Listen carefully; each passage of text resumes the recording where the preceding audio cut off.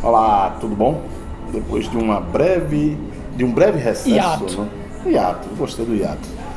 Semana passada a gente foi uma semana meio atribulada, com feriado no meio, com férias de Daniel no meio. Você tava em qual país mesmo?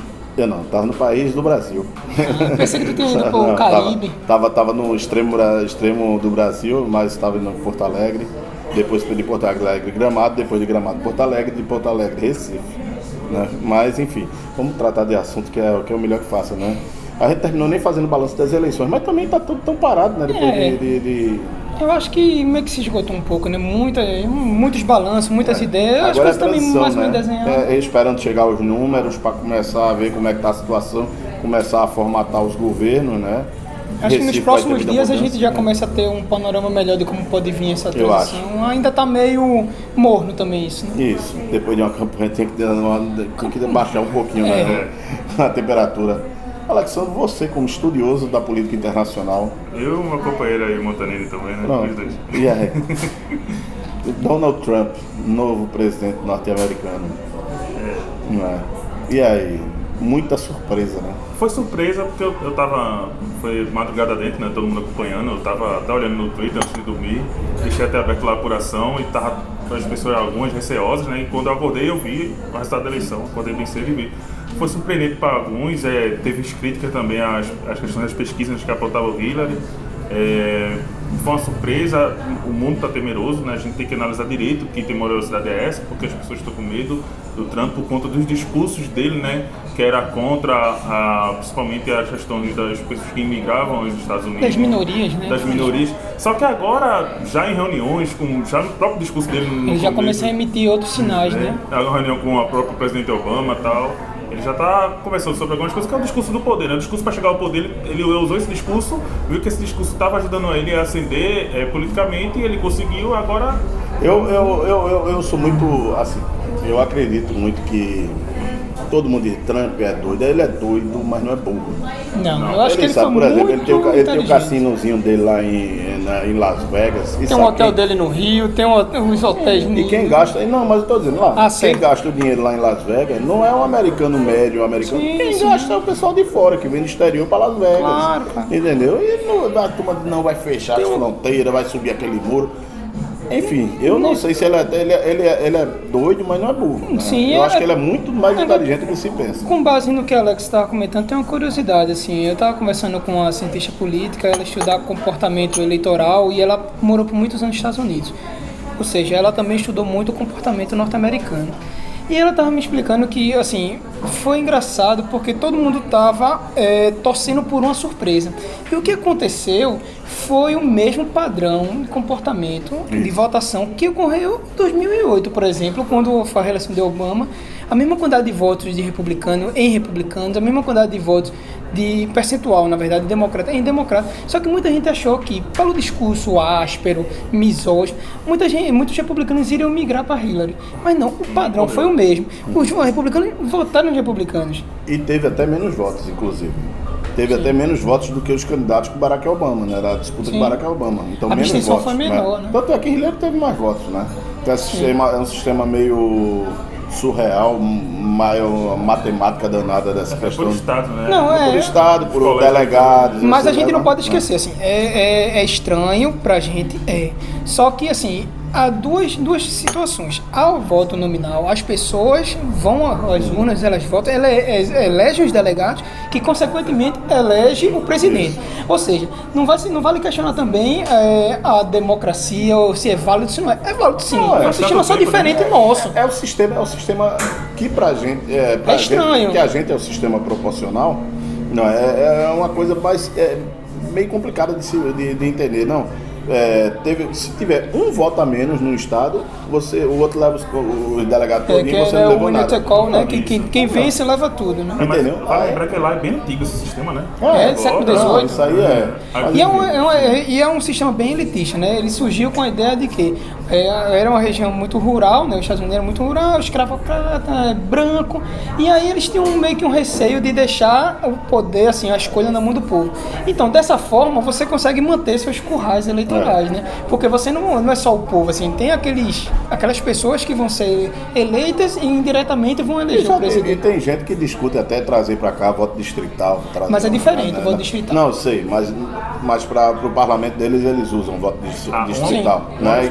Uma das preocupações de Trump, por exemplo, é que a gente tinha conversado até o mês passado com o Leonard Boff, que foi eu, o motorista também conversou, ele se preocupou, né, no ponto de vista dele, com a ascensão do conservadorismo. Sim. Com o discurso conservadorista. A gente já vai mudar de pauta, então a gente... Não, ele tá falando de Trump. Não, mas é porque a gente já vai entrar na outra. Logo na sequência, sim. Então já vai, não, a gente pode emendar, sim. Você pode fazer uma ligação. Diante disso, ele fala que alguns países, tá até na França, está tendo essa questão também. De Le Pen, né? Marine Le Pen. Da questão também da Inglaterra, do referendo que teve lá também. Preside. Agora, lá na França, o Le Pen, que foi Jean-Marie Le Pen, que é o pai de... É de Marine, né?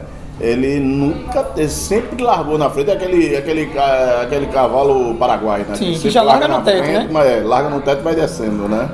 Só que ela tem ascendido muito com função nessa crise de representatividade, na questão dos refugiados. Sempre quando rola esse vácuo, né, aparecem esses candidatos outsiders e esses candidatos que justamente eles são não políticos, eles são políticos jovens, né?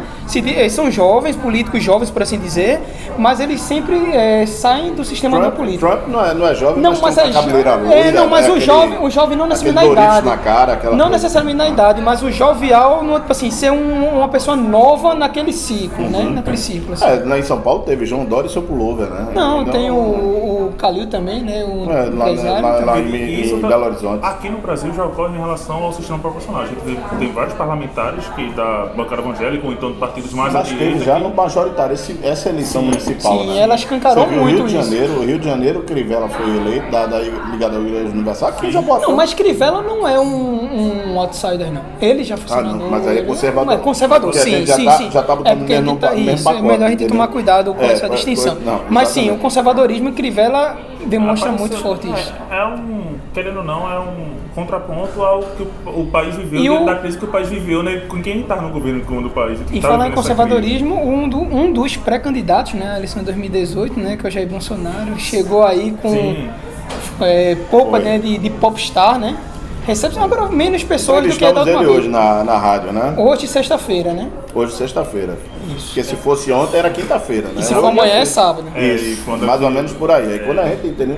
Mas a gente entrevistou. Agora, o que me chamou a atenção hoje, Monta, e você deve ter visto, Alex, que ouviu a entrevista também notou isso. Tá no blog da Folha. Ele já tá no blog da Folha. O discurso direcionado, né? Ele fala um discurso muito bem encadeadozinho, né? Ele não é besta, não. Tu lembra que quando ele falou de Boa Vista, ele já... Não, eu vou lá Boa Vista que tem um monte de venezuelano que já tá indo pra... Ou seja, ele já sabia muito bem o que ele ia trabalhar em cada local. Se despediu, falou da vaquejada, que era apoio à vaquejada. Exatamente. E a última frase dele foi: viva a vaquejada. Então você tá no Nordeste, eu amo o Nordeste, sabe que aqui... Tem seu críticas a Lula, falando da questão que o Pernambuco... Vai demarcar um pouco o território, né? O problema eu não sei se é uma crítica... É crítica válida sim, porque ele tem muitos seguidores, a maioria deles são contra Lula. Assim, ele tem as ideias dele, defende, eu acho que ele deve defender mesmo, eu defendo que todo mundo tem as suas ideias. Tanto é que na entrevista eu perguntei, eu digo, olha, você está falando aí, demonizando PT, PPE, PCdoB, PSOL, mas a democracia é importante, né? Ele faz aquele discurso... Oposição, né? É importante. Exatamente, a imposição é importante em qualquer regime, mesmo que ele fosse prometeu que vai manter a Bolsa Família, né?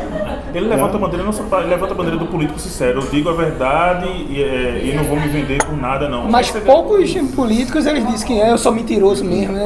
Mas ele vai falar isso, né? Ele já diz que é sincero demais. O que me preocupa muito é, como eu disse, ele tem as ideias dele, mas as pessoas deturparem muito essa questão de Salvador da Pátria, me Salvador da preocupo com isso. Pátria e tudo mais. Como Lula foi um Salvador que eu achava preocupante, e agora eu acho ele. o pior lado de uma democracia, que é o lado radical do debate, entendeu? Você não escutar o contrário. E isso, os seguidores dele, você não escuta, você não consegue travar. Não tem espaço para contraditório, né? Só lembrar que aqui é uma coisa meio neta, que os extremos, eles dificilmente chegavam aos cargos majoritários, né? Agora a gente tá vendo isso que tá ocorrendo. Exatamente. As pessoas estão chegando, e eu questionei um pouco isso em relação ao que ele defende e o discurso dele. Ele disse, não vou mudar meu discurso, não. É assim que eu sou, vou continuar criticando o que eu critico. Muita gente gosta de ouvir o que ele tá falando, né? Sim, como muita gente gostava de ouvir o que Trump tá falando e num passado mais longínquo... Eu falei da questão dos caras que desceram armados lá na BR-101, na frente da Universidade Federal. Contra os estudantes. Contra os estudantes, ele disse, parabeniza os dois.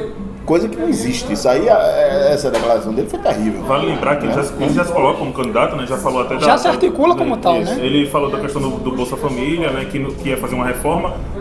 Vale lembrar que isso ele está dizendo por enquanto, né? Quando chegar, se tiver uma campanha, se ele for um eventual candidato, vai ter a desconstrução desse candidato, né? Vamos ver se ele vai conseguir sustentar. A gente já passou 10 minutos. Falar rapidinho, reforma. Toda eleição passa, vem reforma política. Isso. A gente nunca tem, de fato, uma reforma política. A gente tem várias mini-reformas. Arremedos de reforma política, né? E aí foi o que eu estava comentando mais cedo. Tem a questão essa eleição, ela foi engraçada, né? Por seguinte, ela meio que teve um rosco jurídico com 3, né? Ela teve a de dezembro de 2013, quando chegou o tempo. Teve a de 1º de setembro, a primeiro semestre de 2015, na questão do financiamento. E ainda teve decisões do TSE e do STF que ajustaram alguns pontos. Ou seja, ela veio com um rosco de 3 reformas inacabadas. E sempre nas eleições municipais. Claro que é o teste, né? Aí quando já está se estudando, ou o que não deu certo aqui, das pessoas começarem a moldar para tentar fazer com que dê certo na deles, né? Porque ninguém vai advogar contra si, né? Sempre em benefício próprio. Infelizmente, é sempre em benefício próprio. Tu acredita que vai mudar alguma coisa? Eu acho que vai mudar, sim, para tentar os auxiliar em alguns pontos, e as auguras e as coisas que a gente reclama, a gente vai continuar reclamando. Mas tá ligado que o político, ele age para sobreviver no poder, né? Ele quer ficar no poder, ele quer perpetuar no poder. Como é que vai fazer essa questão de diminuir partido? E tem outros partidos que também querem chegar ao poder. Acho bem complicado. Agora, o interessante é que os próprios políticos começam a dizer, olha, ao retorno de financiamento privado ninguém aguenta, ninguém suporta. Ou seja, então essa conta vai mais uma vez sobrar para nós, né? Vão aumentar o financiamento público. Não estou se pensando em fazer dois estilos de fundo partidário, né? São duas coisas diferentes, mas que vai sair do nosso bolso. Lembrar que fundo partidário anual é mais de 900 milhões de reais. Então a gente já tem a gente já sai com essa pequena pinçada no bolso do cidadão. Agora tem uma coisa que muito se questiona em relação à redução de partidos, e eu sou a favor. Eu acho que há muitos partidos, e não ideológicos, não programados, mas mas tem uma coisa que é importante. Assim, a gente fala muito, a gente gostaria de partidos com mais ideologia.